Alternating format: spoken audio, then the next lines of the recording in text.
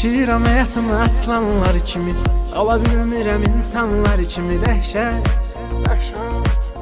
məni yıxmağa hazırdır çoxu, axtarır asan savurmaq üçün oxu. Fürsət yaralıyam, ölməmişəm, qürurum əl vermir yıxılam.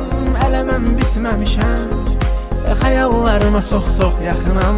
O qədər güclüyəm ki, nə olacaqsa olsun hazıram. Bəzən səhərimi tez atıram, bəzən gecələri gec yatıram.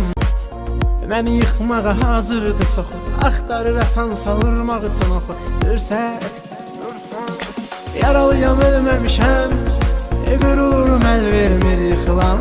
Ələməm, bitməmişəm, xəyallarıma çox-çox yaxınam. O qədər güclüyəm ki, nə olacaqsa olsun hazıram. Bəzən səhərimi tez atıram, bəzən gecələri gec yatıram.